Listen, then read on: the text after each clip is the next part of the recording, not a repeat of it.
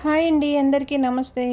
శ్రావణ మాస గురువారం రోజున ఏ దేవుని పూజిస్తే ఇంట్లో ప్రశాంతత అనేది ఉంటుంది, ఇంకా మనకున్న గ్రహ దోషాలన్నీ తొలగిపోతాయో, అలాగే పిల్లలు కూడా విద్యలో రాణిస్తారో ఇప్పుడు మనం తెలుసుకుందాం. గురువారం రోజును లక్ష్మీ రోజు అని కూడా పిలుస్తాం మనం. గురువారం రోజు దక్షిణామూర్తి స్వామిని కానీ లేక దత్తాత్రేయుని కానీ పూజించాలి.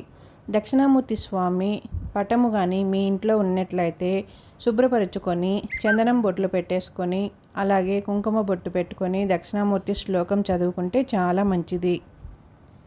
ఇంకా ఆడవారు సౌభాగ్యం కోసం తన సంతానానికి విద్యాబుద్ధి బాగుండాలని కోరుకుంటారు. అలాగే గురువారం రోజున సాయంత్రం ముత్తైదువులని ఇంటికి పిలిచి శనగలు దానం తాంబూలంగా ఇస్తే గురుబలం అనేది దక్కుతుంది. గ్రహ దోషాలన్నీ కూడా తొలగిపోతాయి. ఇంకా పిల్లలు కానీ స్వామివారిని పూజించటం వల్ల వారికి విద్యలోనూ రాణిస్తారు.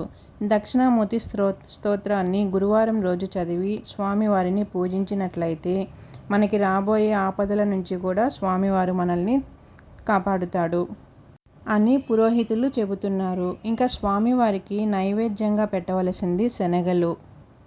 దత్తాత్రేయ స్వామివారికి కానీ దక్షిణామూర్తి స్వామివారికి కానీ శనగలు నైవేద్యంగా పెట్టి ఏమైనా సంకల్పం కోరుకున్నామంటే నెరవేరుతుంది.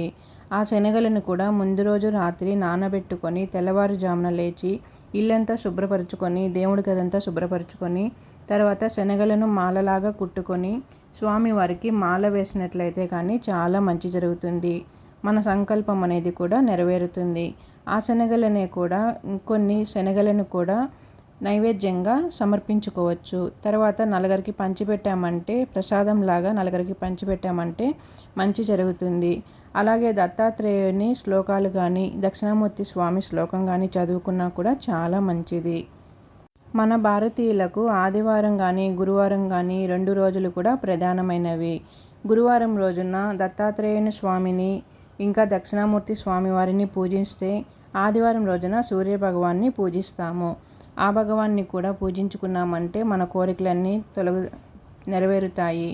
ఇంకా కూడా సూర్యభగవాన్ని దర్శించడం వల్ల ఇంట్లో ప్రశాంతత అనేది కూడా నెలకొరుతుంది.